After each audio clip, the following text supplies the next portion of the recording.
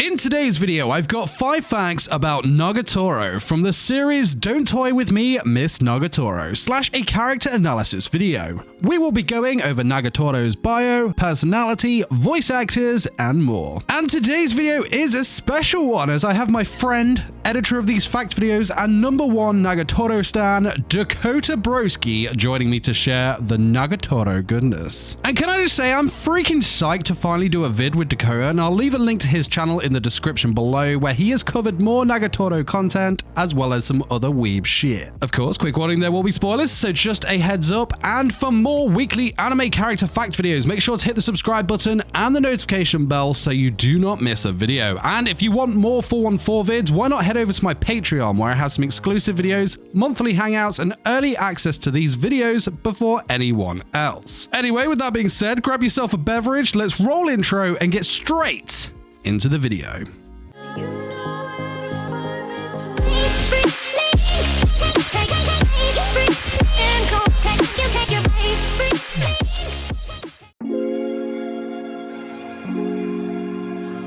Nagatoro is one of the main characters of the series, along with her senpai. She is a first-year student who is very popular, a part of the cool kids club, and let's face it, sadistic as shit. Being the protag, she of course made her debut in episode 1 of the anime and chapter 1 of the manga. Nagatoro is currently 15 years of age. Her birthday is on April the 1st, commonly known as April Fool's Day, which happens to be a very popular date for characters to have a birthday, as she shares this with characters such as Subaru Natsuki, Inuyasha, King from the 7 Deadly Sins, Misty from Pokemon, and a lot more. Go check it out. It's awesome. Appearance-wise, Nagatoro is described as attractive and to have quite an athletic physique. She is quite short, standing at 4'11", which is noticeably smaller than everyone else, though it is hinted that she will have a late growth spurt in the series. And yeah, that's not the only thing that's going to undergo a growth spurt, as she reportedly gains a cup size as the story goes on. Nagatoro is of course not flat by any means. In fact, she has an average bust for a girl her age and height, but she still seems pretty disappointed by them. I'm sure Dakota isn't.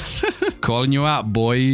Boobies aside, Nagatoro is part of the swimming club and has the classic tan skin and tan lines associated with a swimmer in anime. As for features, she has large chestnut brown eyes and long black hair that is worn down and pinned back on her right side. The last feature to talk about, and a very prominent one for Nagatoro, is her sadistic AF smile. I mean, that smile is almost haunting, man. Like, Jesus Christmas. Again, I'm sure Dakota is going to disagree with me there. I mean, you just know that bad times are coming for her senpai when she shows off those canines.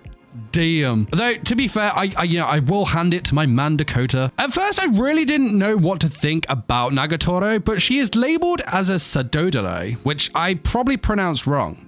Anyway, my point being is that the 2D woman in my life, Kurumi Tokisaki, is also labeled this, amongst other things, of course. So yeah, a sadodare is a character who are often referred to as a tease, a character who enjoys playing with their interests' feelings for their own amusement. They are manipulative, sadistic, cruel, and really lack empathy. So though their methods are different, I will give my dude Dakota props for his liking of Nagatoro, and will happily say that we are both just top tier degenerates for our anime girl tastes. Love you, bro. Ooh woo. Attire-wise, Nagatoro is usually seen in her school uniform that tends to change dependent on the current season, weather-wise, obviously. As well as that, we have seen her in plenty of other casual attires when not at school. Personality-wise, where to start? Nagatoro is a girl full of energy, a cheerful person on top of the surface, yet sarcastic, yet flirtatious nature sprinkled on top. The picture that is painted for Nagatoro, especially in the early days of the episodes and the respective manga chapters, does not tell the full story of this girl. Yes, we see that she comes across as this horrible as girl who loves bullying, torturing, and teasing her senpai until he is reduced to tears, but there is more to it than that. Deep down, she develops feelings for her senpai, if not from the beginning. Even going as far as defending his dignity, but she just doesn't understand why he will not stand up for himself. She does seem to have trouble showing her true feelings when it comes to the opposite sex. Nagatoro is very popular with the boys, but she always rejects them and will often become quite standoffish when talking about them. She says that boys are boring, yet she has these feelings for her senpai. She struggles to let these emotions out and will often say something related to her true intention, but quickly follow it up with an insult or some sort of defense mechanism. For example, she asks her senpai if they could wear matching yutatas for next year's school festival, but quickly follows it up by saying, "I'm joking, that would be gross." Another great example of this is how she consistently makes sexual jokes to senpai and mocks him for being a virgin, but in reality she is very nervous and sensitive when it comes to the sexual things that we see a lot of these incidents end up as.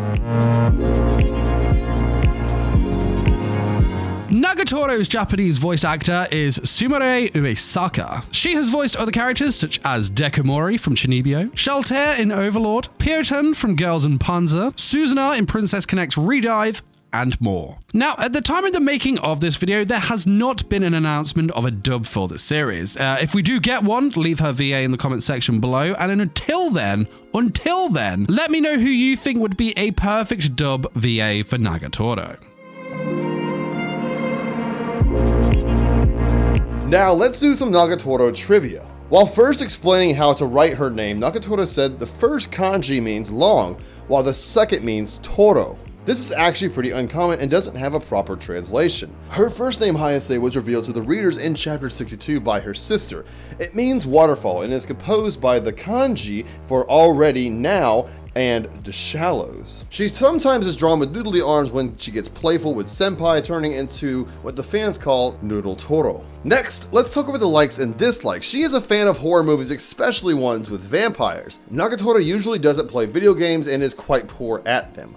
According to her character page on the official fan book, her top favorite foods are tomato juice, pudding, curry, and ramen, while the food she hates the most is umeboshi. Nagatoro seems to have a liking for cooking, however her actual cooking skills are debatable. She's often mocked by her peers for playing with food or ruining it due to her weird tastes. She is a very lightweight drinker. Interesting one here, it is implied that the initial chapter's extras that Nagatoro may have end up bullying senpai unintentionally to begin with, as she wonders whether she came off too strong and brusque against him from being overexcited. This is also implied that she approached senpai with the intention of being flirtatious, but she went overboard, and that she liked him since the beginning of the story. Finally, the one you've all been waiting for, Nagatoro's official measurements are 76, 56, and 82. Okay, so let's finish this video off with Nagatoro's backstory. So, Nagatoro was born in Hayama as the youngest child of 3. She has an older brother named Ichiro and an unnamed sister. Both her parents, also unnamed, are middle-class workers that often work until late. Now, her household is located right in front of a park under a 7-Eleven, and can I just say, so much jealousy. If you've ever had Japanese convenience store fried chicken, then you will know of what I speak. If you don't, try it one day when we can travel and stuff. It's, mate, freaking life-changing. Swear to, yeah. Moving on, Nagatoro seemed to have a pretty happy childhood. The only negative that it mentions is that she was a bedwetter until she was 7, but that's as bad as it gets. I'm like 31 and I still do it, so yeah, no.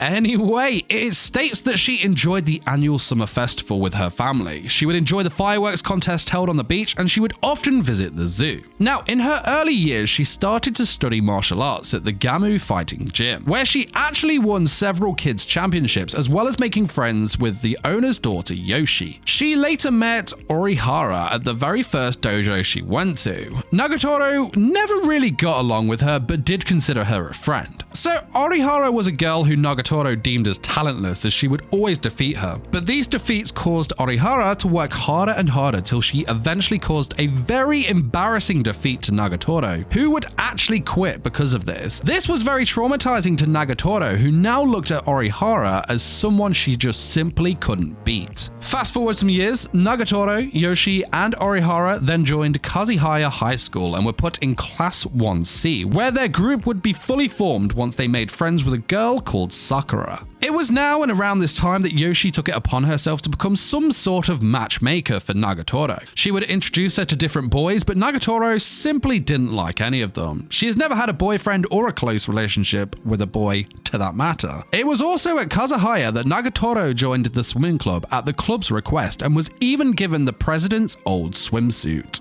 But thanks for watching my video, 5 facts about Nagatoro from the series Don't Toy With Me, Miss Nagatoro. Let me know in the comments who you would like to see next. Of course, huge thanks to Dakota for joining me on this vid and the constant hard work that he puts into making the fact videos look as awesome as they do. Send him some love. Go check out his channel and send the dude some love from the 414 fam. Follow me on Twitter, Discord, and 414v2 for live streams. Links are in the description, and subscribe for more anime content. As always, a huge shout out to Warwick, Animator22, Brian, Blake, Andrew, Bastuna, Zintag, Emmeline, Kivase, and Cody for supporting me on Patreon. Don't forget to head on over there yourself to check out the amazing rewards, including a super special awesome exclusive series for Patreons only. But that is it from me. Till next time, my fellow weebs. Peace!